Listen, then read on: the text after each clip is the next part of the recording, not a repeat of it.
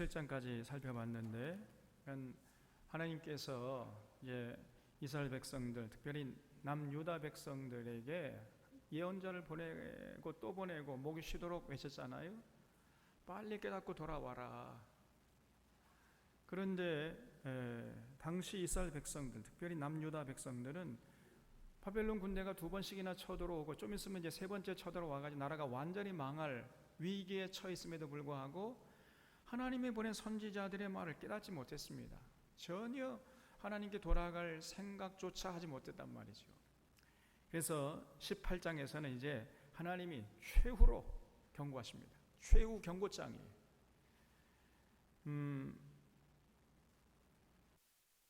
여기 18장 1절에 보면 또 여호와의 말씀이 내게 임하여 이르시되 너희가 이스라엘 땅에 관한 속담에 이르기를 아버지가 신 포도를 먹었으므로 그의 아들의 이가 시다고 하면 어찌 됨이냐. 이 당시에 이스라엘 백성들이 이제 흔히 이제 속담으로 말하기를 우리가 이렇게 이가 신 것은 우리 아버지가 포도를 많이 먹어서 그런 거야. 그러니까 자기들의 이가 시다는 그 책임을 누구에게 돌리고 있는 거예요 지금? 자기 아버지 때문이라는 거죠. 그러니까 다른 말로 하면은 지금 자기들이 이렇게 나라가 어지럽고 그래 바벨론 군대가 2번 쳐들어와 가지고 수많은 사람이 포로로 잡혀가고 이제 이 나라의 풍전등화 가운데 위기에 처한 까닭은 자기들 때문이 아니고 누구 때문이라고요? 네? 자기들 조상 탓이다. 조상 탓을 하는 거예요. 조상 탓을. 이 고난이 오면은 자기를 돌아봐야 되는데 자기를 돌아보지 않고 다 남 탓을 하는 거예요. 남 탓을. 여건 탓을 하고 상황 탓을 하고 그리고 자기 조상 탓을 하고 그래서 자기는 전혀 상관이 없다는 거예요. 기가 막힌 거죠. 여러분 우리가 항상 어떤 어려움에 봉착하면 제일 먼저 자신을 돌아볼 줄로 믿습니다. 그런 사람이 지혜로운 사람이에요. 그래서 형통할 때는 기뻐하고 곤고할 때는 뭐라고 그랬죠? 생각하라. 생각. 곤고할 때는 많이 생각하셔야 돼요. 왜 이런 어려움이 임했는가? 그 자신을 돌아봐야죠. 그러면 이제 살 길이 열리는데 이 사람들은 자신을 돌아보질 않고요. 이 어려움의 원인, 이 어려움의 이유가 어디 있느냐? 우리 조상에게 있어요. 조상이 이거 잘못 살았기 때문에 조상들이 포도를 많이 먹어서 우리가 이가 신 거야 이거. 이렇게 조상 탓을 해버려요. 그러니 자기를 돌아볼 수가 있느냐 말이죠. 그러니 자기들의 그 부족함과 자기들의 허물을 도저히 깨달을 수 있는 기회를 가질 수가 없었던 겁니다. 하나님이 아무리 그 좀 깨달으라고 고난을 보내면은 남 탓을 해버리니 뭐 전혀 자신은 돌아보지 않는 거예요. 그러니 하나님이 참 기가 찬 거죠. 그래서 주 여호와의 말씀이니라 내가 나의 삶을 두고 맹세하노니 너희가 이스라엘 가운데에서 다시는 이 속담을 쓰지 못하게 되리라. 그래서 어처구니 없는 모습을 보면서요, 여러분 하나님께서 우리에게 고난을 주신 까닭은 우리를 오히려 사랑하기 때문인 줄 믿으시기 바랍니다. 그래서 고난도 여러 종류가 있다고 그랬죠. 고난 아무 까닭이 없이 오는 고난이 있어요. 욥이 당하는 그 고난처럼 오히려 의인이기 때문에 오히려 당하는 고난일 수 있습니다. 그럴 때는 그건 굳세게 인내하면서 그걸 극복해내야 되겠죠. 또 하나의 고난은요, 하나님이 우리를 시험하고자 하는 고난도 있어요. 그래서 빨리 깨닫고 돌아와라 이거사. 너 그대로 그 자리에 있으면 너 죽어. 너 그 길로 가면 죽어. 빨리 회개하고 돌아와. 그래서 정신 차리라고 우리를 사랑하기 때문에 고난을 주신 경우도 있어요. 그럴 때는 빨리 생각해서 아차 그렇구나 깨닫고 빨리 회개하고 돌아가면 되는 거지요. 그러면 하나님이 그 이전의 삶은요 단 하나도 생각하지 않고 다 깨끗하게 도말하시고 기억도 하지 않으신다 그랬습니다. 여러분 우리의 죄와 허물을 기억도 안 하세요. 여러분 근데 문제는 그렇게 깨달으라고 고난을 보냈더니요, 깨닫지 못하는 거예요. 그래서 엉뚱한 길로 나가. 자꾸 남 탓을 하고 환경 탓을 하고.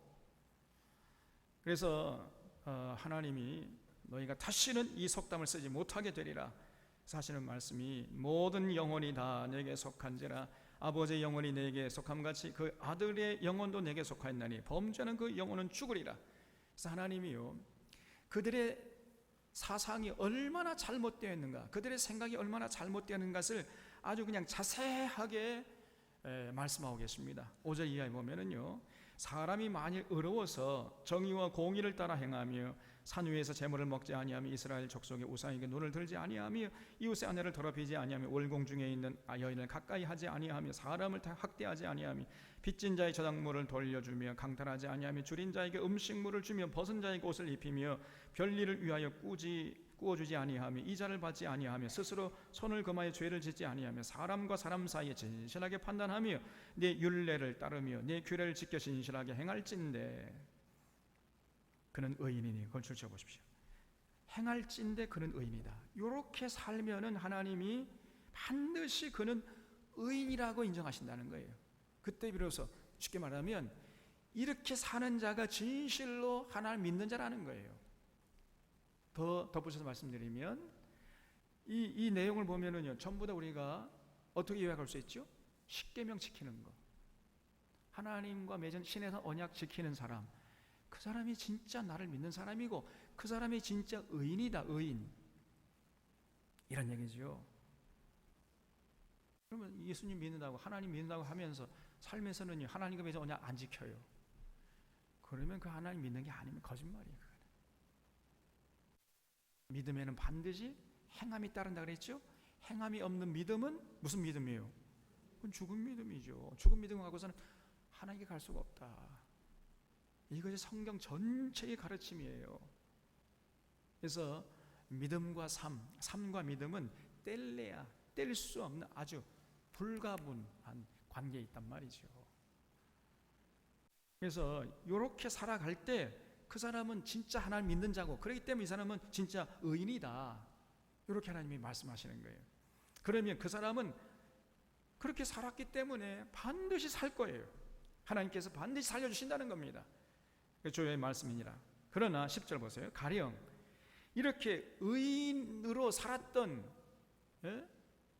그 사람의 아들, 다시 말씀드리면 이제 이 사람이 이제 장가가가지고 애들 낳았어요. 근데 그 아들이, 자기 아버지는 의인인데 그 아들은 엉터리예요, 엉터리. 그러면 어떻게 되겠느냐는 겁니다. 보세요. 10절에 가령 그가 아들을 낳았다 하자 그 아들이 이 모든 선은 하나도 행하지 아니하고 그 죄악 중 하나를 범하여 강포하거나 살인하거나 산 위에서 재물을 먹거나 이웃의 아내를 더럽히거나 가난하고 궁핍한 자를 학대하거나 강탈하거나 빚진 자의 저당물을 돌려주지 아니하거나 우상에게 눈을 들거나 가증한 일을 행하거나 별일을 위하여 구워주거나 이자를 받거나 할진대 그가 살겠느냐? 결단코 살지 못하리라 그랬죠. 이 모든 가증한 일을 행할선즉 반드시 죽을지라 자기 피가 자기에게로 돌아가리라 그랬죠. 그러니까 아무리 하나님께 의인이라고 인정받는 아버지를 뒀다 할지라도 그 의인의 아들은 그 아버지의 그 의로운 삶 때문에 살 수 있다는 얘기, 없다는 얘기예요? 없다는 얘기입니다. 자기가 행한 대로 아무리 의인의 아버지를 뒀다 할지라도 그 아들이, 아버지는 의인인데 아들은 개차반이면은 반드시 하나님께 심판받는다는 것입니다, 여러분. 그래서 아버지하고 아들하고 상관없어요. 아버지의 삶은 아버지의 삶이고 아들의 삶은 아들의 삶이다, 그 말이죠. 이걸 잊지 마셔야 돼요. 또 가령 반대입니다. 그가 아들을 낳았다 하자 그 아들이 그 아버지가 행한 모든 죄를 보고 두려워하여, 근데 아버지는 엉터리 방터리예요. 근데 그 아들은요, 진짜 아버지와 다르게 정말 하나님 사랑하고 하나님 신뢰하고 하나님의 뜻을 받들어 살았단 말이죠. 자, 그럴 경우 어떻게 되냐? 그 아버지의 죄 때문에 그러면 이렇게 거룩하게 산 아들이 하나님께 심판받겠느냐? 그런 얘기입니다.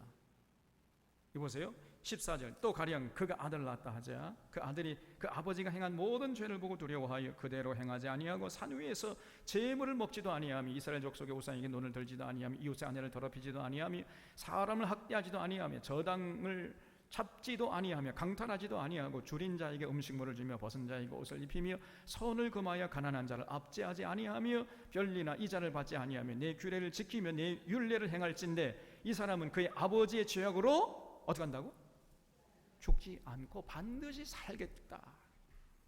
그 아버지는 엉터리 방터리예요. 그러나 그 아들은 하나님을 사랑하고 하나님의 뜻을 잘 받들어 살면은 그 아버지의 죄가 절대로 그 아들에게 미치지 않고 그 아들이 그렇게 신앙으로 산 그대로 하나님께 인정받아 가지고 그 사람은 구원받을 것이다. 그런 얘기입니다. 과거에 그런 사람이 있었죠. 여러분 이스라엘 남유다를 완전히 죽음의 늪으로 국군을 꺾어 가지고 완전히 그 파멸로 몰아간 그 왕이 있었지요. 누구였습니까? 므낫세가 55년 동안이나 통치하면서 나라를 완전히 거덜내버렸잖아요. 전국 방방곡곡에 그냥 우상 제단을 만들고 우상 숭배자들, 바알 선지자들을 중용하고 뭐 이러고 하나님을 믿는 선지자를 다 추방해버리고 핍박하고 그냥 예루살렘 성전을 완전히 그냥 다 거미줄치게 만들어버리고 이런 짓을 하지 않아요. 55년 동안이나. 그리고 죽었어요. 그 다음에 그 아들 아몬도 2년 동안 살면서 엉터리 방대 자기 아버지 똑같이 그래서 살았는데 그 아몬의 아들 누구요? 요시야. 생각나지요? 이 요시야는요 그 할아버지 므낫세하고 그 아버지 아몬과는 완전히 딴판이었어. 완전히 정말 이 하나님의 율법을 마음에 새기고 하나님을 사랑하고 하나님의 뜻을 받들기 위해서 평생을 헌신한 사람 아닙니까? 그 예루살렘 성전 청결케 하다가 거기 율법서를 발견하고 율법을 읽으면서 우리가 하나님 앞에 이렇게 큰 잘못을 했구나 그냥 가슴을 찢고 온 털을 뜯으면서 그냥 전국 방방곡곡에 철저한 종교 개혁을 추진해 나갔잖아요. 그래서 그냥 바알 선지자들 전부 쫓아버리고 바알 신자 다 그냥 파괴해버려가지고 변소로 만들어버리고 심지어 바알 선지자를 죽은 무덤 파헤쳐가지고 다 그 뼈를 불태워버리고 이렇게 철저한 종교 개혁을 했어요. 그래서 이 므낫세와 아몬의 죄가 이 요시야에게는 미치지 않았단 말이에요. 그런 지금 그래서 그 아버지 죄악으로 17 다시 보면요 죄악으로 죽지 아니하고 반드시 살겠고 그의 아버지는 심히 포악하여 그 동족을 강탈하고 백성들 중에서 선을 행하지 아니했으므로 그는 그 죄악으로 죽으리라. 그래서 아버지의 삶과요 이 아들의 삶은 별개라는 것입니다.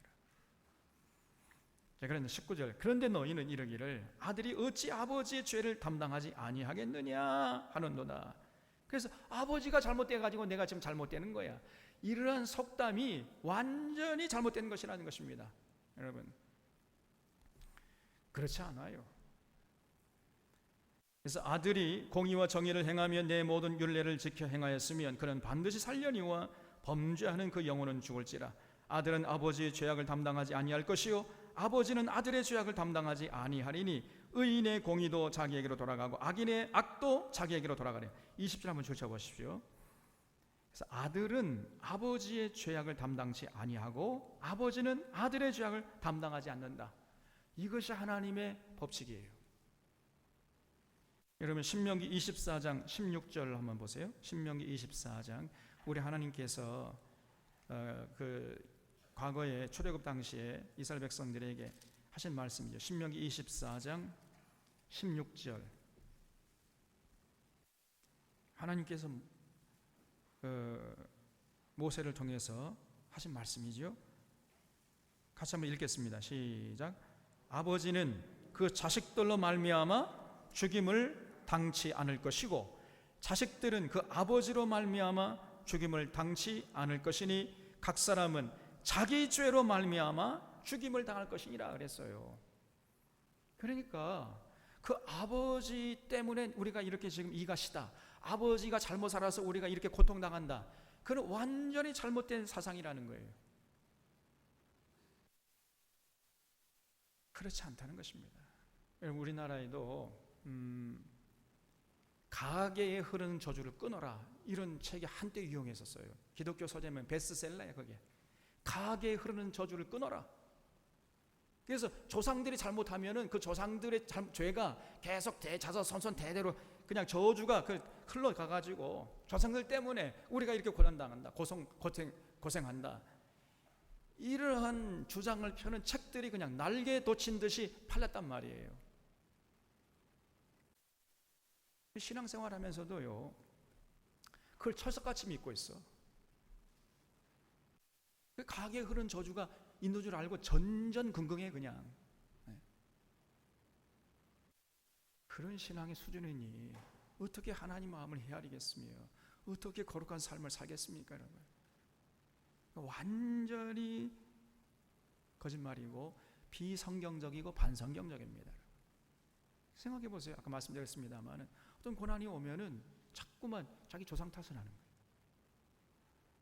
아이, 가게, 우리 부모님, 우리 조상 때에 뭔가 잘못 살아가지고 이게 자꾸 가게에 저주가 흘러가지고 우리가 지금 이렇게 고생한다. 그러니 자기를 돌아보겠습니까? 네? 어떤 어려움에 처하면은 자기를 돌아봐야 할 텐데 자기를 안 돌아보는 거예요. 자꾸 조상 탓을 하고 상황 탓을 하고 여건 탓을 하고. 그래서 굉장히 반성경적이 비성경적이에요. 가게에 흐르는 저주, 그런 거 없는 줄로 믿으시기 바랍니다. 그래서 이 책을 썼던 이윤호 목사라는 분이 돈 많이 벌었거든요. 그 베스트셀러니까. 뭐 한국교회 수준이 그 정도입니다. 그 정도 하나 이거 분별하지 못하고 그냥 그 신앙생활 열심히 예수 잘 믿는 사람, 교회 열심히 다니는 사람들도 그 책을 사가지고 그렇구나, 우리 가게 저주를 끌려면 어떡하나 막. 아유, 정말 어떻게 감당할 수가 없어요. 그런 그 사람이 얼마 전에 내가 틀렸습니다, 내가 잘못 생각했습니다, 커밍아웃했어요. 그래도 이 목사님 그래도 정직한 성실한 사람이죠. 제가 죄송합니다, 한국교회 앞에 제가 잘못했습니다 해가지고 자기가 쓴 책을 전부 다 수거해 갔습니다. 그래도 좀 양심적인 목사님이죠. 여러분, 가게 흐르는 저주 그런 거 없습니다. 아버지의 죄는 그 아버지에게만 하나님이 물으시는 분이신 줄로 믿으시기 바랍니다. 그 아버지의 죄를 아들에게 물으신 분이 아니세요, 하나님이. 절대로.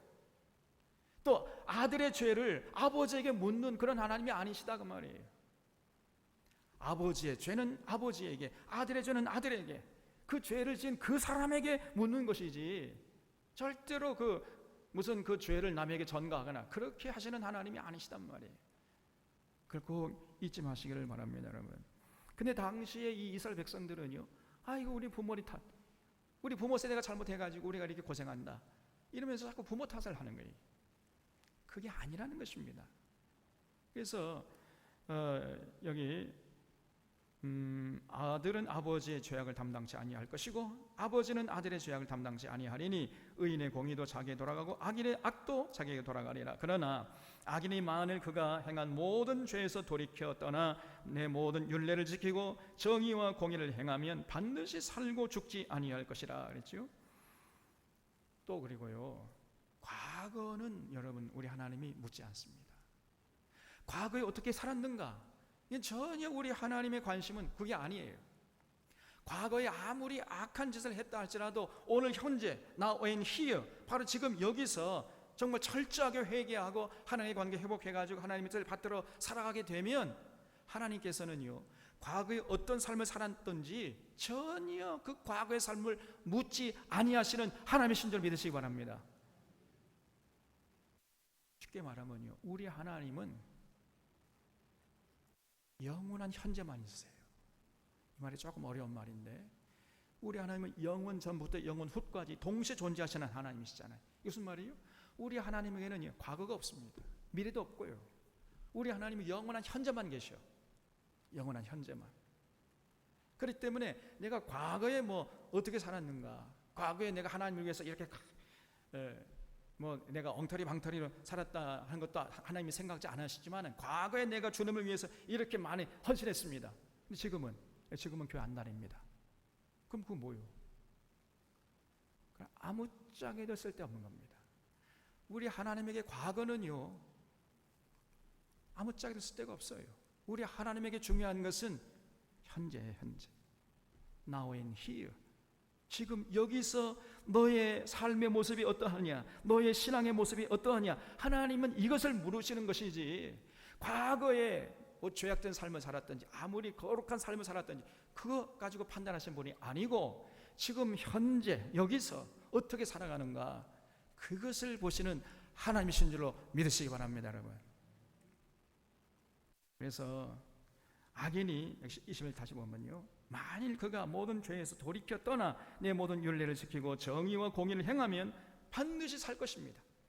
과거를 묻지 않으세요. 우리 하나님은요, 죽지 아니할 것이라 그 범죄한 것이 하나도 기억함이 되지 아니하리니 그가 행한 공의로 살리라. 주 여호와의 말씀이니라. 아주 못을 박아버리지요. 분명한 하나님의 뜻입니다. 내가 어찌 악인이 죽는 것을 조금인들 기뻐하랴. 그가 돌이켜 그 길에서 떠나 사는 것을 어찌 기뻐하지 아니하겠느냐. 또 반대로 만일 의인이 돌이켜, 과거에는요 아주 하나님 위해서 뭐 헌신하고 충성하고 하나님 나라에 위해서 큰 일을 감당했어요. 그런데 지금은 완전히 개차반이에요. 그러면 그 과거에 살았던 것이 아무짝에도 쓸데가 없다는 것입니다.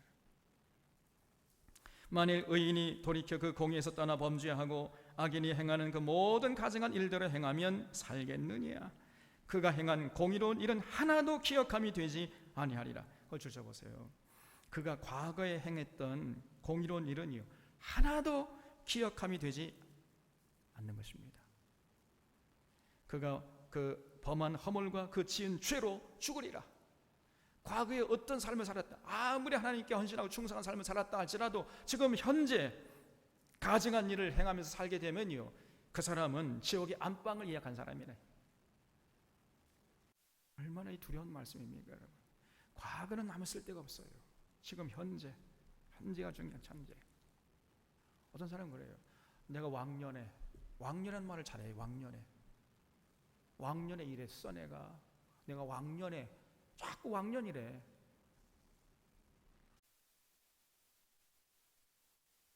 근데 지금 현재는 엉터리예요. 전혀 신앙생활 제대로 안 합니다. 내가 왕년에, 그리고 또 우리 가문이 목사 집안이고 장로님을 몇 명 배출했고 또 목사님을 몇 명 배출했고 믿음의 가문이. 그럼 당신은? 나는 교회 안 다녀요. 참 아무짝에도 쓸데없습니다.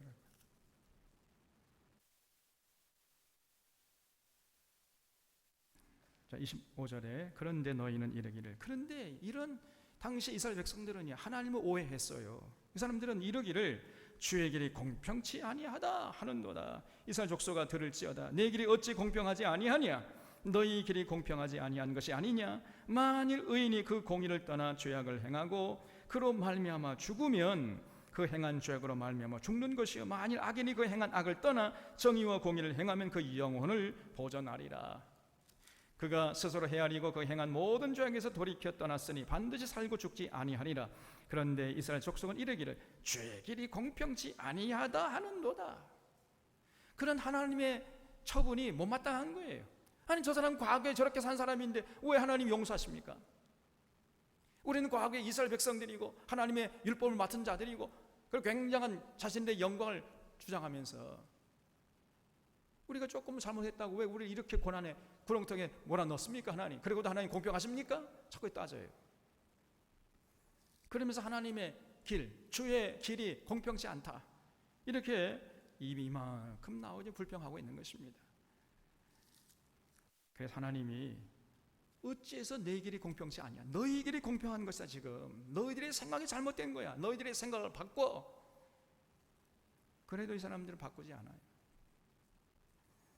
그래서 29절 다시 보면 그런데 이스라엘 족속은 이르기를 주의 길이 공평치 아니하다 하는도다. 이스라엘 족속아 나의 길이 어찌 공평치 아니하냐 너희 길이 공평치 아니한 것이 아니냐 주 여호와의 말씀이니라. 이스라엘 족속아 내가 너희 각 사람이 행한 대로 심판할지라. 너희는 돌이켜 회개하고 모든 죄에서 떠날지어다.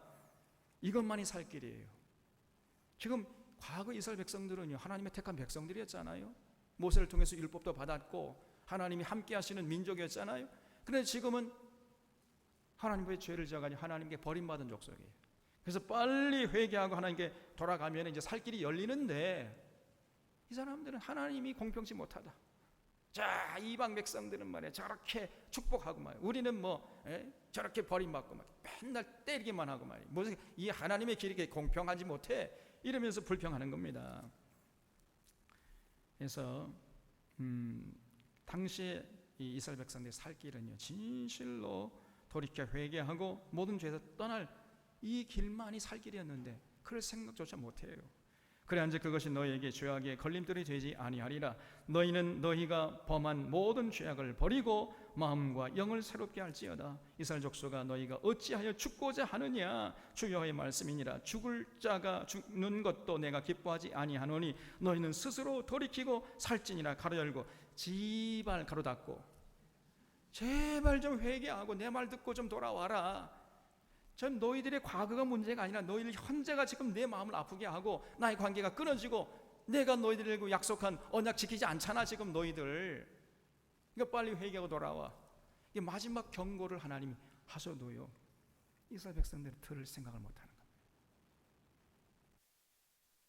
이 최후의 경고를요 무시해버려요. 또 너희가 어찌하여 죽고자 하느냐 그랬죠.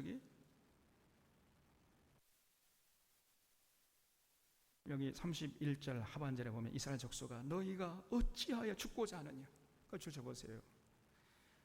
하나님이 아무리 예언자를 보내고 또 보내고 좀 그 죽을 길에서 돌이키게 하려고 해도 이 사람들은 자꾸 죽을 길로 찾아 들어가요. 그래서 얘들아 너희가 어찌해서 죽고자 하느냐. 왜 이렇게 어리석냐 이것들아. 그렇게 해도 깨닫지 못합니다. 그 하나님의 마지막 그 안타까운 권면도 무시해버려요. 죽을 자가 죽는 것도 내가 기뻐하지 아니하노니 너희는 스스로 돌이키고 좀 사는 길을 택해봐라 얘들아. 이렇게 말씀을 해도요 19장 보면 이제 그래도 무시해버립니다. 너희는 스스로 돌이키고 살지니라. 이게 중요합니다. 스스로 자기가 스스로 판단해서 돌이켜야 되는데 그럴 때까지 우리 하나님이 기다리시는 거예요. 그런데 이 사람들은 스스로 돌이켜서 살 길을 찾아가려고 하지 않고 여전히 그 죽음의 길로 가면서 하나님이 불공평하다 말이. 그리고 자기 조상 탓을 하고 이것이 당시 이스라엘 백성들이었다는 겁니다. 그래서 19장에서 보면요 결국은 끝내 하나님께 돌아갈 마음이 없는 이스라엘 백성들 하나님의 말씀을 예사로 무시하고 경홀히 여기고 그저 코숨이나 치고 조롱하고 이런 이스라엘 백성들 보시면서 이제 하나님이 슬퍼하시면서 애가를 지어요. 애가. 그래서 여기 하나님이 슬피 우시는 모습이 나옵니다. 이제 저들은 이제 완전히 너 어떻게 할 수가 없어. 이제 스스로 죽음의 사망의 음침한 길을 스스로 그 길로 나아가는 걸 말이에요. 아무리 그 멈춰 세우려고 해도 안 멈춰 서요. 그냥. 그러니 하나님이 그런 모습을 보시면서 이제 슬픈 노래를 지으십니다. 19장 1절에 너는 이스라엘 고관을 위하여 애가를 지어 부르라. 이 당시 이스라엘 고관들, 지도자들이 문제지요. 지도자들이 애가 슬픈 노래지요. 네 어머니는 무엇이냐? 암사자라. 그가 사자들 가운데서 엎드려 젊은 사자 중에서 그 새끼를 기르는데 그 새끼 하나를 키우매 젊은 사자가 되어 먹이 물어 뜯기를 배워 사람을 삼킴에 그 이방이 듣고 함정으로 그를 잡아 갈고리를 꿰 끌고 애굽 땅으로 간지라. 여러분 그 요시야 아들 중에서 요시야가 죽은 다음에 애굽으로 끌려간 왕이 있었죠. 누구였습니까? 요시야의 그 죽은 다음에 곧바로 왕이 된 요시아의 아들이 누구요? 여호아하스죠. 그 여호아하스를 말하는 게 지금 여기. 그래서 여기 보면 이제 암사자는 이제 요시아를 의미한다고 볼 수 있겠죠. 그 요시아가 이제 자기 자식들을 잘 키웠어요. 그래서 이제 왕으로 자기 아들 여호아하스를 세웠더니, 그랬더니 뭐 이 여호아하스가 엉터리야. 또 아버지는 훌륭한데 아들은 그냥 개차반이. 그래서 먹이를 물어 뜯기를 배워 사람을 삼킴에 이방이 듣고 그 애굽 군대가 쳐들어와 가지고 그를 잡아 갈고로 꿰어 끌고 애굽으로 땅 가버렸잖아요. 여호아스, 우리가 그 열왕기하 23장, 24장, 25장 자세히 봤잖아요. 그래서 암사자가 기다리다가 소망이 끊어진 줄 알고 그 새끼 하나를 또 골라 젊은 사자로 키웠더니 젊은 사자가 되매 여러 사자 가운데서 왕래하며 먹이 물어 뜯기를 배워 사람을 삼키며 그의 궁궐들을 헐고 성읍들을 부수니 그 우는 소리로 말미암아 땅과 그 안에 가득한 것이 황폐한지라. 이방이 포위하고 있는 지방에서 그를 치러 와서 그의 위에 그물을 치고 함정을 잡아 우리에 놓고 갈고리를 꿰어 끌고 바벨론 왕에 이르렀나니 그를 옥에 가두어 그 소리가 다시 이스라엘 산에 들리지 아니하게 하려 함이라. 그러면 요시 아들 중에서 이제 여호아스가 애굽으로 끌려갔죠. 그 애굽 왕이 애굽으로 돌아가기 전에 그 이스라엘 왕으로 누구를 세웠습니까? 네? 여호야김이죠. 그 요시아의 또 다른 아들 여호야김을 왕으로 세워놓고 갔잖아요. 그러면 이 여호야김이라도 정신을 차려야 할 거 아닙니까? 근데 여러분, 우리가 예레미야서를 통해 봤잖아요. 예레미야가 하나님 말씀을 전해주고 그 하나님 말씀을 쓴 두루마기를 갖다 주면요, 그거를 그 저기 무슨 소용이 있느냐 해가지고 어디에 던져버렸죠? 화락불에 던져버려, 불태워버렸어. 쉽게 말하면요, 성경책 갖다 주면 성경책 그냥 난로에 집어 던져버려요. 그냥 이놈이, 여호야김이. 그러면서 온갖 권력을 남용하고 백성들 위에 군림하고, 그래서 자기 뱃속이고 자기 집 짓는데 정신없고 말이에요. 그러다가 바벨론 군대가 왔잖아요. 그래서 바벨론 군대에게 여호야김이 결국은 패전해가지고 바벨론 끌려가지 않습니까? 그래서 이 바벨론을 끌려간 다음에 그 여호야김 뒤를 이어서 또 누가 왕이 됐지요? 여호야긴. 여호야긴은 여호야김의 아들이에요. 그런데 이 여호야김이 왕이 된 다음에 자기 아버지가 그렇게 엉터리 방터리에 살았으면 좀 정신 차려가지고 제대로 하나님 사랑하고 하나님의 뜻을 받들고 온 국민들 참 권력을 남용하지 않고 잘 국민들을 섬겨가지고 하나님께 인도하는 그런 사명을 잘 감당했으면 얼마나 좋았겠습니까? 근데 그 아버지의 또 그 아들이야 또. 그러다가 이제 두 번째 바벨론 침공을 받아가지고 여호야긴도 바벨론 끌려갔잖아요. 그래서 마지막 이제 왕이 누구지? 남유다의 마지막 왕 시드기야가 왕이 됐잖아요. 그러면 시드기야는 그때라도 정신을 차려야 할 텐데, 이 시드기야도 요시아의 아들이었거든요. 또 다른 아들. 근데 얘도 정신 못 차려. 지금 그 얘기를 하는 것입니다.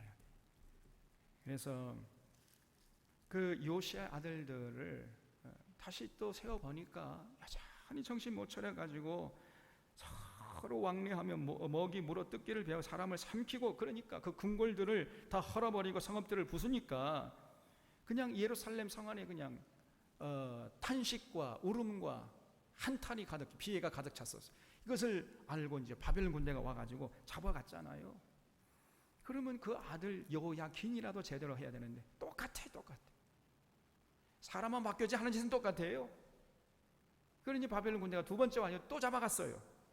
자, 그런 얘기입니다. 10절에 내 피의 어머니는 물가에 심겨진 포도나무 같아서 물이 많음으로 열매가 많고 가지가 무성하며 그 가지들은 강하여 권세 잡은 자의 귀가 될 만한데 그 하나의 키가 굵은 가지 가운데서 높았으며 많은 가지 가운데서 뛰어나 보이다가, 이 하나의 키 누구죠?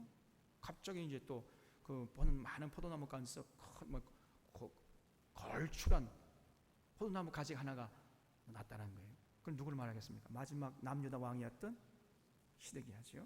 그래서 이제 많은 가지 가운데서 뛰어나 보이다가 분노 중에 뽑혔어요. 그냥 시드기야도 결국은 바벨론 왕 이게 사로잡혀 두 눈이 뽑히고 자기 보난 앞에서 왕자들 다 죽임 당하고 자기는 포로로 잡혀갔잖아요. 그 분노 중에 뽑혀서 땅에 던짐을 당하며 그 열매는 동풍에 마르고 그 강한 가지들은 꺾이고 말라 불에 탔더니 이제는 광야 메마르고 가물이 든 땅에 심어진 바 되고 불이 그 가지 중에 하나에서부터 나와 그 열매를 태우니 권세 잡은 자의 귀가 될 만한 강한 가지가 없어요. 이제 결국은 남유다가 이제 더 이상 왕의 제목을 찾아볼 수가 없잖아요. 요시야 아들들이 완전 다 엉터리망터리 그냥. 그 아버지는 훌륭한데 아들들은, 그래서 아무리 아버지가 훌륭하다 하더라도 그 아들들이 엉터리니까 결국은 하나님의 심판을 면치 못한다는 거예요. 그래서 이것이 애가라 후에도 애가가 되리라. 그래서 결국은요, 이 하나님께서 에스겔을 보내가지고 이제 저 예루살렘 남유다 결국은 망할 것이다, 이렇게 슬픈 노래를 지어 부르게 하신 거예요. 예언하게 했던 것입니다. 자, 그런데 이런 상황인데, 역사가 이렇게 돌아가고 있는데, 당시에 포로로 잡혀가 있던 바벨론의 장로들은요, 전혀 자기들이 지금 무슨 잘못을 해가지고 그 바벨론에 잡혀왔는지조차 모르고 있어요. 그냥 걸핏하면 그냥 에스겔에 따지러 온 거예요. 그래서 에스겔서 8장에도 봤잖아요. 장로들이 걸핏 따지러 왔었지요. 도대체 우리가 무슨 잘못을 한 거 있다고 이렇게 바벨론으로 잡혀오게 했는지 네가 섬기는 하나님께 좀 여쭤봐라, 이렇게 따지러 왔잖아요. 20절에도 또 따지러 왔어요. 자, 20장 1절에 보세요. 7째 해 5째 달 10째 날에. 자, 그러면 이스라엘 장로 여러 사람이 여호와께 물으러 와서 내 앞에 앉으니, 물으러 왔다는 거냐, 따지러 왔다는 거죠. 도대체 우리가 무슨 까닭으로 이렇게 포로로 잡혀왔는지, 예? 하나님 좀 얘기 좀 해보시오. 입이 이만큼 나와가지고 따지러 왔어요, 이것들이. 그러면 여러분 보세요. 7째 해 5째 달 10째 날. 그러면 이제 바벨론 군대가 세 번째 쳐들어올 날이 몇 년 남았습니까? 예? 두 번째 침공과 세 번째 침공 사이는 몇 년 간격이 있다고 그랬죠?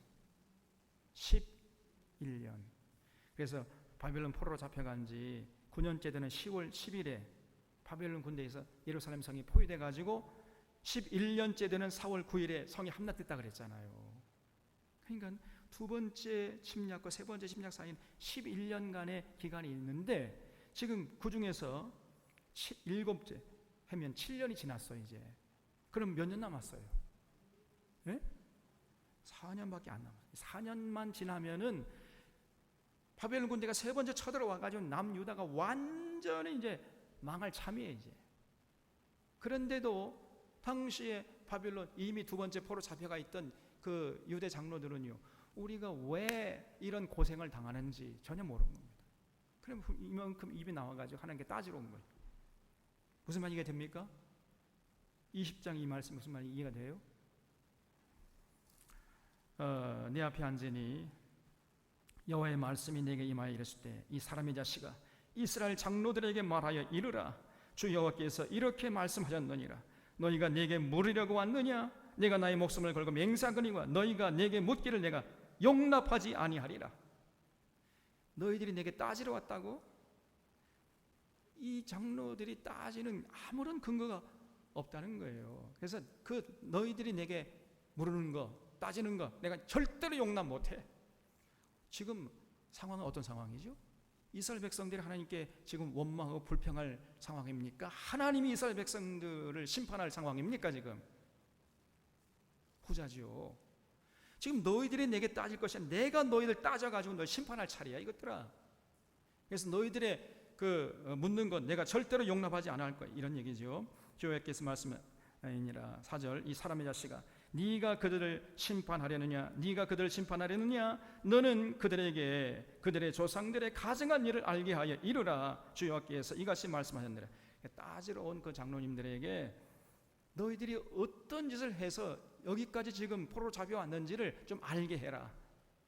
그래서 그들을 좀 심판하라는, 네가 너는 이렇게 해서 그 사람들에게 그 죄목을 다 알게 해가지고 그들을 심판하라, 이런 얘기예요. 그래서 그 이제 에스겔이요, 하나님께 명을 받아가지고 당시 이스라엘 백성들 저 과거로 거슬러 올라갑니다. 출애굽할 때부터 쭉 애굽에 살던 때부터 시작해가 출애굽하고 가나안 그 땅 들어가기, 그 광야 생활 40년 또 광야 생활 마치고 가나안 땅에 들어가서 어떻게 살았는지 그걸 에스겔에 쭉 거슬러 내려오면서 그 조상들이 과연 하나님께 어떤 짓을 했는지, 그리고 하나님께서 그런 죄악을 범하는 이스라엘 백성들에게 어떻게 대우했는지를 20장에서 아주 자세하게 얘기하고 있어요. 이게 20장입니다. 그래서 여기 5절에 보면 일어나 주 여호와께서 이같이 말씀하셨느니라. 옛날에 내가 이스라엘을 택하고 야곱 집의 후예를 향하여 내 손을 들어 맹세하고, 야곱 집의 후예, 야곱의 식솔들 70명을 애굽으로 보내가지고 430년 동안 고센 땅에서 430년 지나면서 200만 명을 불안하게 하셨잖아요. 이렇게 하나님이 은혜를 베푸시지 않았습니까? 지금 그 얘기하는 거지요.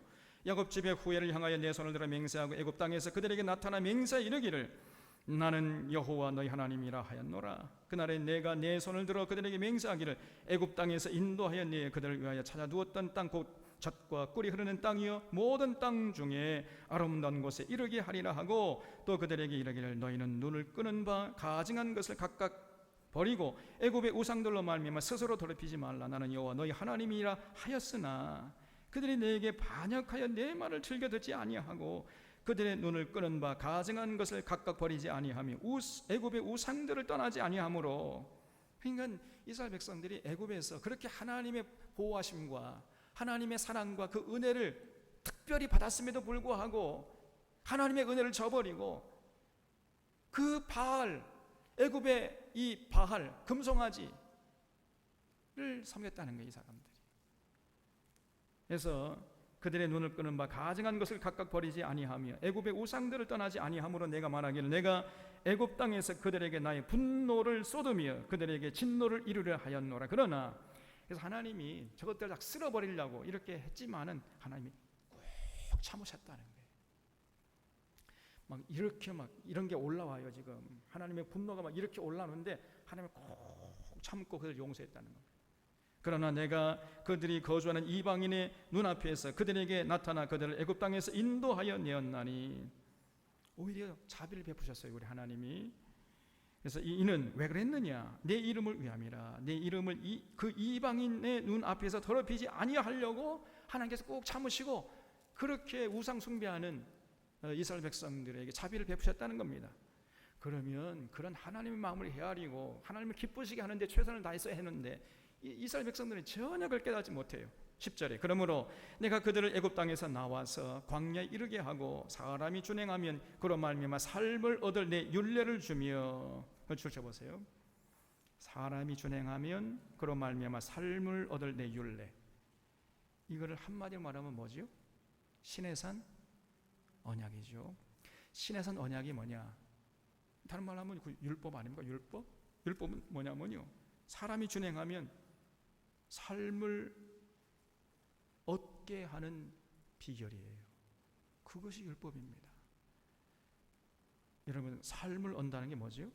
삶을, 정말 사람이 사람답게 살아가는 모습이 뭡니까?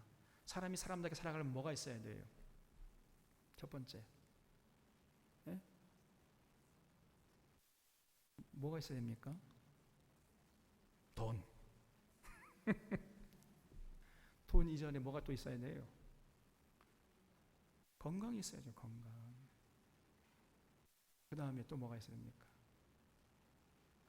또 기쁨을 할 수 있는 그 일, 또 이웃이 있어야죠. 더불어 살아가려면 이웃이 있어야 되고, 이웃과 함께 살아가려면 또 먹고 살 수 있는 또 양식이 있어야 되고, 그 다음에 우정이 있어야 되고, 신앙이 있어야 되고. 그래서 그게 진짜 살아가는 거 아닙니까?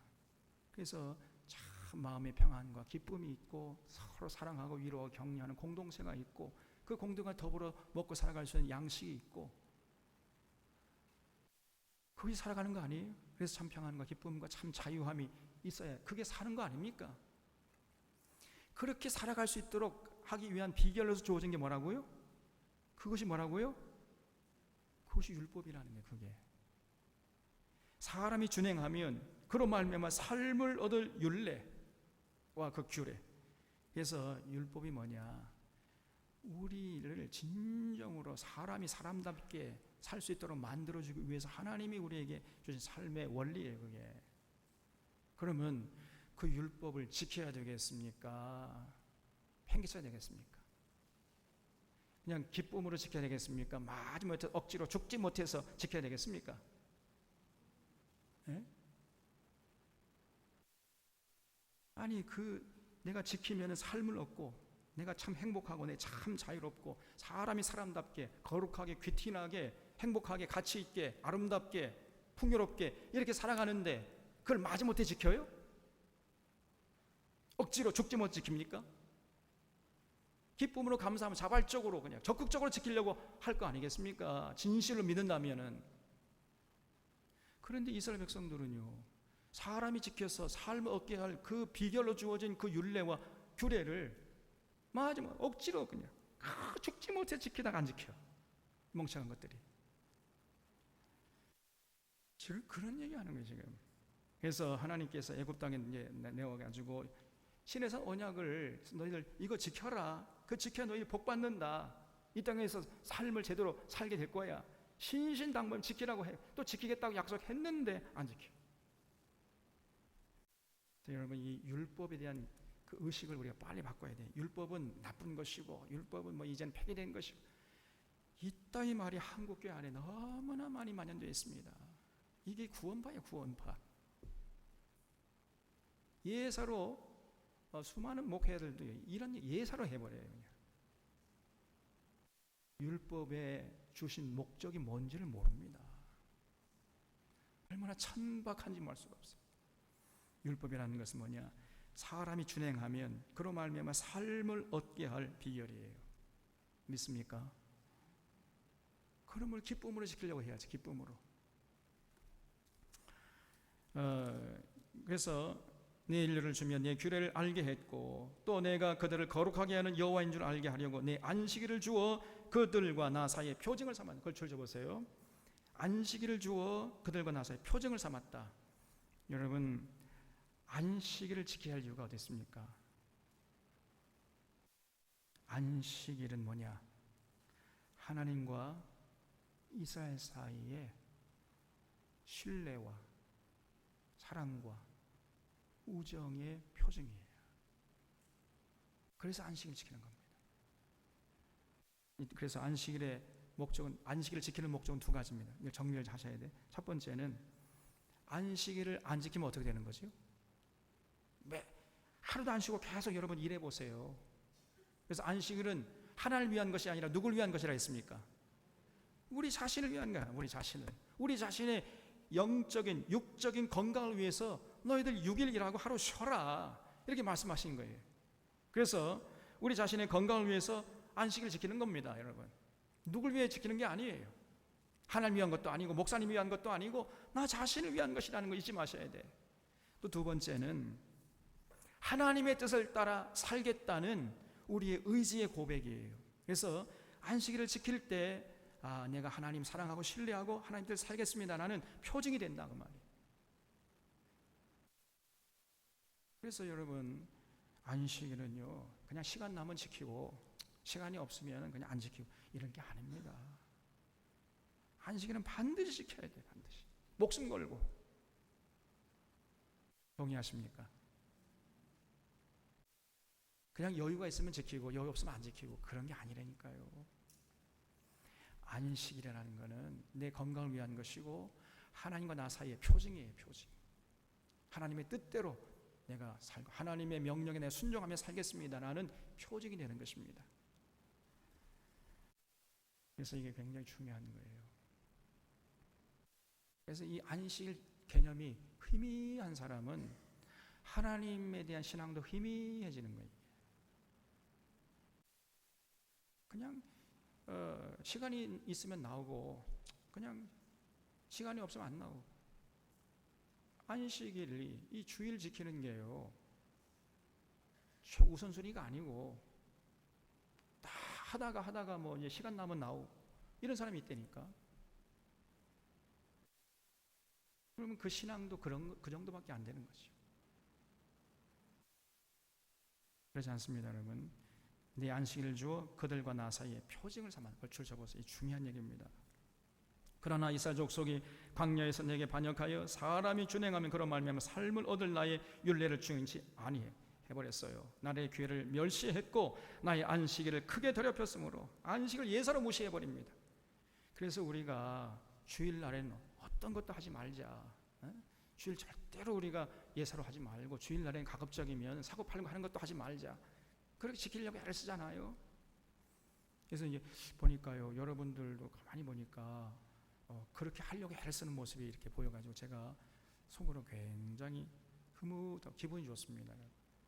주일날에는 우리가 어떤 것도 사고팔고 하지 말고 그냥 토요일까지 다 하고 아니면 수요일날 하고 막 이렇게 하는 모습이 남녀 선교하는 거 보니까요, 우리 교회가 그래도 참 하나님을 사랑하려고 하는 성들이 모였구나, 그런 생각을 하게 된다니까요. 너희가 나의 안식을 크게 더럽혔으므로 내가 이르기를 내가 내 분노를 광야에서 그들에게 쏟아 멸하리라 하였으나 내가 내 이름을 위하여 달리 행하였었나니. 이번에도 하나님이요 꾹 참았어요. 그냥 하나님 마음 같아서는요 저것들 그냥 분노를 쏟아버리고 다 쓸어버리고 새롭게 시작하고 싶었지만은 두 번째 또 참았어. 하나님이 그러면 안 되지. 왜 참았느냐? 14절 내가 내 이름을 위하여 달리 행하였다는 거예요. 내가 그들을 인도하여 내는 것을 본 나라들 앞에서 내 이름을 더럽히지 아니하려 하였음이로다. 이 모세가 엎드렸죠. 하나님 저 다 쓸어버리면은 하나님이 기분 좋겠지만은 스트레스 풀리겠지만은 그러나 저 열방들이 보이지 않습니까? 저 여호라는 작자가 자기 백성들을 저 가나안 땅까지 끌고 갈 수 있는 능력이 없어가지고 광야에서 다 죽게 했다 이러고 또 떠버릴 거 아닙니까? 그래 제발 좀 고정해 주시옵소서 이렇게 매달렸잖아요. 그래서 하나님이 그렇구나, 하나님의 이름을 위해서 참으셨다는 거예요. 내가 내 이름을 위하여 달리 행했다는 거죠. 그래서 15절 내가 내 손을 들어 광야에서 그들에게 맹세하기를 내가 그들에게 허락한 땅 곧 젖과 꿀이 흐르는 땅이요 모든 땅 중에 아름다운 곳으로 그들을 인도하여 드리지 아니하리라 한 것은 그들이 마음으로 우상을 따라. 그래서 하나님께서 다 그냥 쓸어버리지 않았지만은 너희들은 가나안 땅에 못 들어가 그랬잖아요. 하나님이 왜 그랬냐? 그들이 마음으로 우상을 따라 나의 규례를 업신여기며 나의 율례를 행하지 아니하며 나의 안식일을 더럽혔기 때문에 그랬다는 거예요. 그러나 내가 그들 아껴서 광야에서 멸하여 아주 없이 하지는 아니하였었노라. 그런 와중에서도 하나님이 또 은혜를 베푸셨어요. 자 18절 그러면서 이 광야의 자손들에게 하나님이 신신당부했다는 거예요. 내가 광야의 자손에게 이르기를 너희 조상들의 율례를 따르지 말며 그 규례를 지키지 말며 그 우상들로 말미암아 스스로 더럽히지 말라. 나는 여호와 너희 하나님이라. 너희는 나의 율례를 따르며 나의 규례를 지켜 행하고 나의 안식일을 거룩하게 할지어다. 이것이 나와 너희 사이에 표징이 되어 내가 여호와 너희 하나님인 줄을 너희가 알게 하리라 하였노라. 그러나 이렇게 부탁을 했지만은요 그들의 자손이 내게 또 반역을 했어요. 이스라엘 백성들은요 출애굽한 것부터 당시 에스겔 시대까지 하나님 마음을 아프게 하는 짓만 골라서 했다고 말이에요. 끊임없이 내게 반역하여 사람을 지켜 행하면 그런 말미암아 삶을 얻을 나의 율례를 따르지 아니하며 나의 규례를 지켜 행하지 아니했고 나의 안식일을 더럽힌지라. 이에 내가 이르기를 내가 광야에서 그들에게 내 분노를 쏟으며 그들에게 내 진노를 이루리라 하였으나. 그래서 또 광야에서 다 쓸어버리려고 했지요. 근데 또 내가 내 이름을 위하여 내 손을 막아 달리 행했다. 하나님이 또 꾹 참아요. 세 번째 참으셨죠. 또 이제 내가 그들을 인도하여 내는 것을 본 여러 나라 앞에서 내 이름을 더럽히지 아니하려고 그렇게 했다는 거지요. 또 내가 내 손을 들어 광야에서 그들에게 맹세하기를 내가 그들을 이방인 중에 흩으며 여러 민족 가운데 해치리라 하였나니 이는 그들이 나의 규례를 행치 아니하며 나의 율례를 멸시하며 내 안식일을 더럽히고 눈으로 그들의 조상들의 우상들을 사모함이며 또 내가 그들에게 선하지 못한 율례와 능히 지키지 못할 규례를 주었고. 거기 펼쳐보십시오. 25절 이게 좀 번역이 좀 이상합니다. 그래서 이 개역 한글판을 보니까 이렇게 돼 있어요. 선치 못한 율례와 능히 살게 하지 못할 규례를 줬다 이렇게 되어 있습니다. 다시 말씀드리면요 당시에 시내산에서 하나님께서 이스라엘 백성들이 주신 그 율법이라는 것은 그 율법을 다 지킨다고 구원받을 수 있을 정도의 수준 높은 율법이었을까요? 그 정도 지켜봤자 구원하고는 택도 없을 정도로 수준이 낮은 율법이었을까요? 전자요 후자요? 후자라는 거예요. 후자. 아무리 지켜봤자 그 정도 가지고는 능히 살게 하지 못할 규례였어요. 율법의 수준이라는 게 다시 말씀드립니다. 구원의 목적으로 주어진 거 아니라 구원받은 이스라엘 백성들이 이 땅에서 참 복받는 비결로서 주어진 것이기 때문에 구원과는 아무런 상관없이 주어진 것이거든요. 그래서 그 율법을 다 지켰다 할지라도 그 정도 가지고는 구원받을 생각을 할 수가 없다는 겁니다. 그 율법이라는 건 능히 살게 하지 못할 윤리였어요. 무슨 말 이해가 되십니까? 그래서 예수님께서 오셔가지고 그 수준 낮은 그 구약의 율법을, 신해산 언약을 완전히 더 업데이트 시킨 것이, 그것이 뭐예요? 산상수훈 아닙니까? 그래서 우리가 이제 산상수훈을 지켜야 돼. 또 산상수훈도 산상수훈 지켜야 구원받는 겁니까? 예수님의 은혜로 구원받은 사람은 그 거룩한 백성답게 살기 위해서 산상수훈을 지키는 겁니까? 전자입니까? 혼자입니까? 예? 후자죠. 구원받기 위해서 지키는 것이 아니라 예수님의 십자가의 은혜로 구원받았기 때문에 이제 예수님이 완성시킨 그 수준 높은 율법을 우리가 지켜야 돼요. 구원받기 위함이 아니라 구원받았기 때문에. 그래서 율법이라는 것은 구원과는 상관이 없는 겁니다. 우리의 구원은 무엇으로 이루어져요? 예수님의 십자가의 보혈로 우리가 구원받는 줄로 믿으시기 바랍니다. 그러면 구원받은 성도면 이제 예수님의 그 가르침을 따라 살아야 돼요. 그러면은 우리가 하늘의 삶을 살 수 있어요. 이 땅을 비록 걷지만은 하늘의 생명을 누리면서 하늘을 나는 삶을 살 수 있단 말이에요. 그런 삶의 원리로 주어진 것이, 그것이 신의 산, 예수님의 산상보훈이란 말이에요. 예수님의 가르침. 그래서 이 25절이 굉장히 중요합니다. 그 과거의 그 신의 산 언약, 그 율법, 그거는요 별로 선하지 못한 율례야. 다시 말씀드려서 그 정도 지켰다고 해가지고 우리를 하나님 앞에서 구원받게 할 수 있을 정도의 수준 높은 율법이 아니었단 말이에요. 능히 살게 하지 못할 율법이었어요. 무슨 말인지 이해가 되지요? 25절 이거 잘 이해하셔야 됩니다. 그들이 장자를 다 화제로 드리는 그 예물로 내가 그들을 더럽혔음은 그들을 멸망하게 하여 나를 여호와인 줄 알게 하려 하였습니다. 그런즉 이 사람의 자식아 이스라엘 족속에 말하여 이르라. 주 여호와께서 이같이 말씀하셨느니라. 너희 조상들은 또 내게 범죄하여 나를 욕되게 하였느니라. 내가 손을 들어 그들에게 주기로 맹세한 땅으로 그들을 인도하여 드렸더니 그들이 높은 산과, 그래서 가나안 땅에 정착한 다음에 또 여전히 하나님 마음을 아프게 하나님과 맺은 언약 팽개쳐버리고 또 가나안 족속들과 어울리면서 우상 숭배하는 데 빨랐잖아요. 그래서 높은 산과 모든 무성한 나무를 보고 거기에서 제사드리고 분노하게는 제물을 올리며 거기서 분향하고 전제물을 부어드린지라. 이에 내가 그들에게 이르기를 너희가 다니는 산당이 무엇이냐 하였노라. 그러므로 너는 이스라엘 족속에 이르라. 주 여호와께서 이같이 말씀하셨느니라. 너희가 조상들의 풍속을 따라 너희 자신을 더럽히며 그 모든 가증한 것을 따라 행함하느냐. 너희가 또 너희 아들을 화조로 삼아 물 가운데로 지나게 하며. 이 가나안 사람들은요 비가 오지 않으면 기우제 드렸는데, 기우제가 뭐냐, 자기 자식을 잡아가지고 제물을 갖다 바쳤단 말이에요. 그거 하지 말라고 그랬는데 이 사람이 똑같이 했다고 말이죠. 그래서 너희 아들을 화제로 삼아 불 가운데 지나게 하며 오늘까지 너희 자신을 우상으로 말미암아 더럽히느냐. 이스라엘 족속아 너희가 내게 묻기를 내가 용납하겠느냐. 주의 말씀이니라. 내가 나의 삶을 두고 맹세하노니 너희가 내게 묻기를 내가 용납지 아니하리라. 스스로 너희가 이르기를 우리가 이방인 곧 여러 나라 족속같이 되어서 목석을 경배하리라 하거니와 너희 마음에 품은 것을 결코 이루지 못하리라. 얼마나 어리석습니까? 하나님께서 이렇게 복을 줘가지고 가나안 땅에 정착을 했더니 하나님이 그냥 쓸어버리려 몇 번 참고 또 참고 그래가지고 가나안 땅에 정착해 해줬더니 여전히 하나님 마음 아프게 해요. 이게 이스라엘 백성이었다는 겁니다. 그런데도 이 바벨론에 잡혀가 있는 이 장로들은요 도대체 우리가 무슨 잘못을 했다고 이렇게 포로로 잡혀왔는지 또 따지러 왔단 말이죠. 이 33절에 주 여호와의 말씀이니라. 내가 나의 삶을 두고 맹세하노니 내가 능한 손과 편팔로 분노를 쏟아 너희를 반드시 다스릴지라. 능한 손과 편팔로 분노를 쏟아 너희를 여러 나라에서 나오게 하며 너희 흩어진 여러 지방에서 모아내고 너희를 인도하여 여러 나라 광야에 이르러 거기서 너희를 대면하여 심판하되 내가 애굽 땅 광야에서 너희 조상들을 심판한 것 같이 너희를 심판하리라. 주 여호와의 말씀이니라. 내가 너희를 막대기 아래로 지나가게 하며 언약의 줄로 매려니와. 거저 보세요.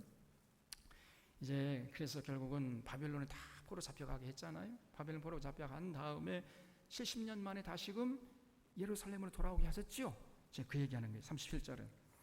그래서 목자가 그 양들을 인도하는 그 막대기로 그 양들을 다 지나게 하는 것처럼 이렇게 하나님이 이제 다시 분노가 풀려가지고 이스라엘 백성들을 보호하신다는 거죠. 언약의 길로 메려니와 너희 가운데서 반역하는 자와 내게 범죄하는 자를 모두 제하여 버릴지라. 그들을 그 머물러 살던 땅에서는 나오게 해도, 이게 바벨론이죠. 바벨론 포로 생활하던 것은 이제 해방되어 나오긴 했지만은 그러나 이스라엘 땅에는 들어가지 못하게 하리라. 바벨론에서 나오긴 나왔지만은 예루살렘에 도착하지 못한 유대인들이 많았다는 것을 알 수 있습니다. 그래서 39절에 주 여호와께서 이같이 말씀하셨느니라. 이스라엘 족속아, 너희가 내 말을 듣지 아니하려거든 가서 각각 우상을 섬기라. 그렇게 하려거든 이후에는 다시는 너희 예물과 너희 우상들로 내 거룩한 이름을 더럽히지 말지니라. 여호와의 말씀이니라. 이스라엘 온 족속이 그 땅에 있어서 내 거룩한 산 곧 이스라엘의 높은 산에서 다 나를 섬기리니 거기서 내가 그들을 기쁘게 받을지라. 거기에서 너희 예물과 너희가 드리는 첫 열매와 너희 모든 성물을 요구하리라. 그래서 이제 바벨론 포로 잡혀가서 죽을 고생하다가 70년 만에 돌아온 예루살렘 사람들이 이제 그 마음속에 거룩한 의지가 있었겠죠. 이제야말로 진짜 우리가 하나님을 제대로 섬기겠습니다. 그런 거룩한 결단과 의지가 있는 상태에 드리는 그 제사와 그 제물 하나님 기쁨으로 받으시겠다는 거예요. 우리 스바에서 봤잖아요. 너희 하나님 여호와가 너희 가운데 계신, 우리를 잠잠히 사랑하시며 기뻐하고 즐거워하시라 그랬죠. 아무나 보고 그런 게 아니라 바벨론 포로에 돌아올 때 이스라엘 백성들 마음속에는 거룩한 의지와 열정이 막 불타고 있었어요. 야, 이번에 돌아가면은 진짜 우리가 한번 제대로 하나님 섬겨가지고 하나님을 기쁘시게 드리겠다, 이런 거룩한 의지와 열정이 있었다니까요. 그런 예루살렘 사람들이 드리는 제사를 받으시고 기뻐하시겠다는 게 그런 얘기입니다. 이게 41절 내가 너희를 인도하여 여러 나라 가운데서 나오게 하고 너희가 흩어진 여러 민족 가운데서 모아낼 때 내가 너희를 향기로 받고 내가 또 너희로 말미암아 내 거룩함을 여러 나라의 목전에서 나타낼 것이며 내가 내 손을 들어 너희 조상들에게 주기로 맹세한 땅 곧 이스라엘 땅으로 너희를 인도하여 드릴 때에 너희는 내가 여호와인 줄 알고 거기서 너희의 길과 스스로 더럽힌 모든 행위를 기억하고 이미 행한 모든 악으로 말미암아 스스로 미워하리라. 이스라엘 족속아, 내가 너희의 악한 길과 더러운 행위대로 하지 아니하고 내 이름을 위하여 행한 후에야 내가 여호와인 줄 너희가 알리라. 주여 말씀이라. 그래서 이스라엘 백성들의 한 짓은요, 1000년 동안 한 짓은 하나님 마음을 아프게 하고 하나님과 맺은 언약을 팽개치는 일밖에 한 일이 없어요. 하나님이 몇 번 저걸 다 그냥 쓸어버리려 했지만 또 참고 자비를 베푸셔가지고 여기까지 인도하셨다는 거예요. 그래서 예루살렘에 돌아온 사람들이 그 과거 지난 날들 생각하면 우리가 돌아보니까 정말 우리가 한 짓은 하나님 앞에 부끄러운 짓만 했구나, 하나님께서 분노하실 짓만 해왔구나, 오 통제라, 그러면서 자신들의 가슴을 치게 될 것이라는 겁니다. 여러분, 우리가 예수 믿은 다음에는 바로 이런 모습이 있어야 돼. 내가 예수 믿고 보니까, 예수 믿고 내 과거의 자신의 삶을 돌아보니까 아이고 내가 진짜 너무너무나 엉터리 방터리로 살아왔구나, 이거 내가 너무나 하나님 마음을 아프게 했구나, 이런 고백이 나와야 돼요. 그게 진짜 믿음입니다. 내가 예수 믿고 보니까 내 지난날의 삶은 하나님 앞에서 내가 죽을 짓만 했구만, 이거 이런 깨달음이 있어야 됩니다. 그게 진짜 믿음. 이스라엘 백성들이 이제 그렇게 지난날 돌아보면서 이 모든 것이 하나님의 은혜였구나, 그거를 깨달을 날이 있을 거라는 거예요. 그걸 기대하고 또 하나님이 참으셨다는 것입니다. 여기 43절 44절이 이해가 되십니까? 그리고 이해가 되셔야 돼요. 45절에 여호와의 말씀이 또 내게 임하여 이르시되 이 사람의 자식아, 너는 얼굴을 남으로 향하라. 남으로 향하여 소리내어 남쪽의 숲을 쳐서 예언하라. 당시 여기 남쪽이면 어디겠어요? 당시 이스라엘이 북이스라엘과 남유다니까 남쪽이면 어디요? 어느 나라요? 남유다, 특별히 예루살렘이죠. 이제 하나님께서 이제는 예루살렘 향해서 이제 심판하실 것임을 말씀하십니다. 남쪽의 숲을 쳐서 예언하라. 남쪽의 숲에게 이르기를 여호와의 말씀을 들을지어다. 여호와께서 이같이 말씀하셨느니라. 내가 너희 가운데서 불을 일으켜 모든 푸른 나무와 모든 마른 나무를 없애리니 맹렬한 불꽃이 꺼지지 아니하고 나무에서 붓까지 모든 얼굴이 그슬릴지라. 혈기 있는 모든 자는 나 여호와가 그 불을 일으킨 줄을 알지니 그것이 꺼지지 아니하리라 하셨다 하라 하시기로 내가 이르되 주 여호와여, 그들이 나를 가리켜 말하기를 그는 비유로 말하는 자가 아니냐 하나이다 하니라. 이게 무슨 말이냐면요, 이제 하나님께서 예수를 보내가지고 내가 남유다 예루살렘 다 쓸어버릴 거야. 그래서 그걸 보고 하나님께서 지금 진노의 불이 나와서 저 사람들을 지금 심판하는구나, 다 사람들이 알게 될 것이다, 이렇게 예언하라고 해서 예스겔이 가서 예언하면요, 당시 예루살렘 사람들은 그저 에스겔, 저 사람은 항상 저런 얘기 하는 사람이야, 저 사람 말은 뭐 이루어지지 않아. 그래서 코웃음도 안 치고, 코웃음 치면서요 돌아볼 생각도 안 했다는 겁니다. 저 사람 그는 항상 비유로 말하는 자가 아니냐 하나이다. 이게 무슨 뜻이 이해가 되십니까? 그러니까 아무리 하나님 말씀을 들려줘도요, 당시에 예루살렘 사람들은요 한 그릇과 한 그릇 흘려버렸어. 저 에스겔, 저 사람은 항상 불길한 것만 얘기하는 사람, 항상 지금까지 그랬어, 맨날 그랬어, 앞으로도 그럴 거야, 그냥 냅둬, 저 사람은 그냥 하나 들을 필요가 없어, 이렇게 반응했다는 거예요. 그러니까 이 사람들이 이제 들을 기회가 없습니다. 누가 참말을 하는지 누가 거짓말하는지 분별력이 사라져버린 거예요. 그러니 뭐 어떻게 이제 저 사람들이 하나님의 분노의 심판에서 벗어날 수 있겠습니까? 그리고 거짓 선지자의 말은 또 그냥 하나님 말씀으로 착착 알아듣고 그 말은 또 잘 지키고 말이에요. 진짜 하나님의 말씀은 다 외면해버리고 코웃음 쳐버리고 죽을 짓만 하다가 이제 망해버린단 말이에요. 여러분, 그래서 과거 이스라엘 백성들이 얼마나 미련했냐 말이에요. 그런데 그 당시 따지러 이 포로 잡혀간 이 장로들은요, 도대체 우리가 뭘 잘못했느냐, 그리고 또 따지러 온 거예요. 하나님이 기가 막히잖아요. 그 하나님의 심정이 조금 느껴지십니까? 근데 그런 역사가 오늘날도 여전히 이어지고 있다니까요. 그러니까 하나님이 오늘날 한국교회를 바라보시면서 얼마나 하나님 심령이 지금 아프시겠냐는 말이에요, 여러분. 그래서 우리 사랑하는 샤론의 교우들만이라도 진실로 하나님 말씀을 정확하고 정밀하게 학자같이 명확하게, 또 그냥 부족하고 그냥 대충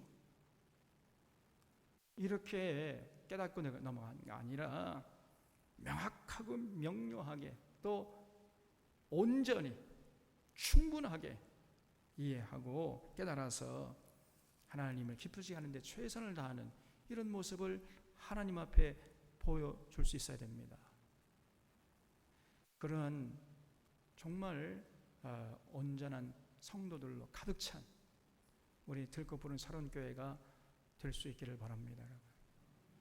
그러려면요, 여러분, 성경 말씀 한 말씀 한 말씀도 그냥 허투루서는 안 돼요. 제발 한 그릇과 한 그릇 흘려버리는 이러한 과거 이스라엘 백성들이 그랬다니까요. 하나님께서 지금 이스라엘 백성들이 요구하는 게 뭡니까? 예배 열심히 드려라, 기도 많이 해라, 찬양 많이 해라, 헌금 많이 받자, 그거 요구하는 거 아니지요. 계속 끊임없이 하나님께서 지적하는 게 뭡니까? 너희가 나와 맺은 언약을 지켜라. 너희 삶의 현장에 나가서 그 언약의 핵심이 뭐예요? 하나님을 사랑하고 이웃 사랑하면서 더불어 사는 세상을 위해서 헌신해다오. 이걸 하나님이 끊임없이 반복적으로 요구하시는 거예요. 근데 이걸 한 그릇과 한 그릇 흘려버려. 그래서 삶의 현장에 나가서는 정작 그냥 바알 선지자들 가르침을 따라서 그냥 자기 중심으로 자기 잘 먹고 잘 살고 자기 출세하고 세상 복이 영화, 이걸 위해서 살아버렸단 말이에요. 그래 나선 주일날 와가지고는 또 전부의 의지 없어 이러고 또 예배 열심히 드려요. 이거를 하나님이 그냥 질색팔색 하셨습니다. 여러분. 이스라엘 백성들이 종교적인 행위를 등한히 했기 때문에 하나님의 분노를 산 것이 아니라 그들의 삶의 현장에서 하나님의 언약, 하나님 삶을 사람이 지켜서 삶을 얻고 복을 받게 할 그 율례, 그 규례를 지키지 아니했기 때문에 하나님이 분노했다는 것을 잊지 마시길 바랍니다. 오늘날도 이런 삶은 여전히 반복되고 있어요. 그래서 진실로 하나님 앞에서 온전히 서서 하나님을 기쁘게 하고 또 하나님 주시는 모든 복을 받아 누리는 거룩한 우리 교우들이 다 되시기를 주님의 이름으로 부탁드립니다. 기도하겠습니다.